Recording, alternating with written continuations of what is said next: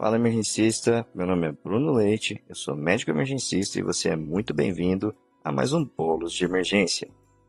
Bom, depois da aula sensacional que o Léo Goltara deu sobre ventilação mecânica, nada mais justo que a pauta de hoje seja o manejo da via aérea da emergência.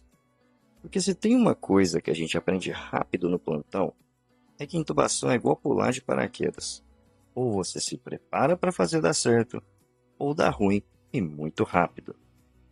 Então se ajeita aí, porque eu vou te dar um guia direto e sem enrolação sobre quando, como e o que fazer na intubação do paciente crítico. Para começar, é fundamental você saber quando intubar.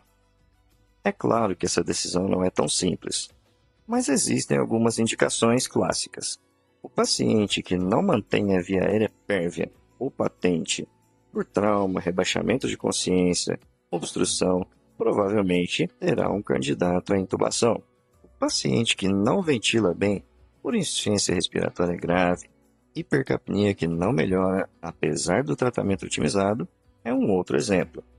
Aquele paciente que não oxigena e chega com hipoxemia refratária, tipo aquele paciente que já chega com a saturação marcando adeus, é um outro candidato.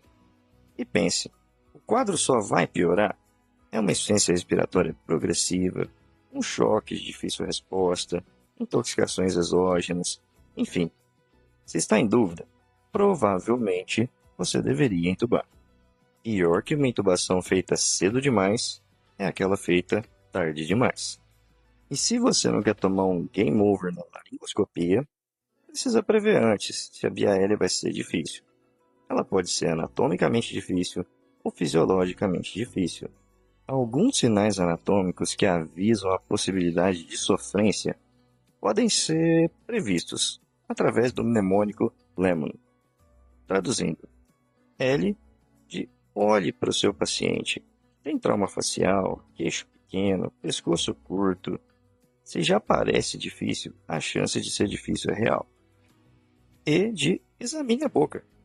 Abertura oral tem que caber pelo menos 3 dedos. Se não cabe, um preditor de via aérea difícil. M de malampate. Se a úvula já está sumindo lá no fundão da garganta, prepara o plano B. Ou de obstrução. Paciente com edemas, abscessos cervicais, corpo estranho, tumores, alguma coisa que desvia a via aérea. Se tiver algo atrapalhando o caminho, intubar vai ser um desafio. E N para você avaliar a mobilidade do pescoço. Se não dá para estender, boa sorte na laringoscopia. Se qualquer um desses te chamou a atenção, pense em alternativas antes de sedar o paciente. A sequência rápida de intubação é a técnica de escolha na maioria dos casos da emergência. Ela permite a sedação e o bloqueio neuromuscular logo após você otimizar o seu paciente e diminui o risco de broncoaspiração. Existem, claro, os famosos 7 passos. A preparação. Confere tudo. Tubo, laringoscópio, capnógrafo, equipe. Se precisar de ajuda, pede antes. O segundo passo é pré-oxigenar o seu paciente. Vamos desnitrogenar esse pulmão procurando mais tempo de apneia segura. Vamos ofertar uma FiO2 de 100%, com bolsa válvula máscara com reservatório, ou máscara não reinalante, por 3 a 5 minutos no fluxo máximo de O2, o famoso flush rate. Sabe aquele fluxômetro de cor verde que vai até 15 litros por minuto? Então, tora esse oxigênio. Quando você ouvir um barulho insuportável, você está ofertando entre 40 a 60 litros por minuto de oxigênio para o seu paciente. Lembrando aqui que a VNI também é considerada uma das formas possíveis para você pré-oxigenar esse paciente. Já no pré-tratamento, quem pré-trata alguma coisa. Avalie o seu paciente e veja o que ele precisa para não colapsar após a sua indução. Ele precisa de volume, ele precisa de vasopressores, ele precisa de um push-dose de alguma amina vasoativa. Se precisar, faça. Aqui, o importante é que o seu paciente esteja preparado para o próximo passo, paralisia com indução. E a ordem é hipnótico primeiro, bloqueador depois. Se errar a ordem, parabéns. Seu paciente vai ser um peixe fora d'água, bloqueado e acordado. Logo após isso, O posicionamento costuma ser o passo mais negligenciado nessa sequência. Posicione o seu paciente, via de regra, na sniff position. Você vai alinhar o meato acústico externo do seu paciente com o externo dele. Obesos podem precisar de uma rampa torácica. Sobre o posicionamento do tubo com confirmação, lembre-se, a laringoscopia deve ser feita de forma bimanual para melhorar a visualização. E o posicionamento do tubo deve ser confirmado idealmente com capnografia. O seu último passo é a pós-intubação, onde o tubo deve ser fixado, a analgesia deve ser feita e o ajuste ventilatório que foi mencionado pelo Léo Goltara. Lembra aqui da regra dos 90. A intubação orotraqueal deve ser feita em menos de 90 segundos, sem hipotensão, ou seja, uma sistólica acima de 90 mm de mercúrio, e sem hipoxemia. O seu objetivo é que durante o tempo todo seu paciente sature acima de 90%. E lembra, se errou 2 tentativas, não insista. Troca de estratégia. E eu sei que você está perguntando, mas quais medicações eu uso? Bom, de forma resumida, falando sobre os hipnóticos, o etomidato é melhor para pacientes chocados. Ele não vai bagunçar a sua hemodinâmica. A ketamina é a nossa queridinha. Ótima para broncoespasmo, para pacientes chocados, politraumatizados. É uma droga simpatomimética. Já o propofol exige cuidado. Derruba a pressão mais rápido que plantão de fim de semana. Midazolam, só se não tiver outra opção. Conselho, não use. Quanto ao bloqueador neuromuscular, você tem 2 opções. A succinilcolina normalmente é mais disponível. Ela é rápida, mas tem algumas contraindicações sérias. Provoca hipercalemia, principalmente em grandes queimados, após as primeiras 24 horas, e em portadores de doenças neuromusculares.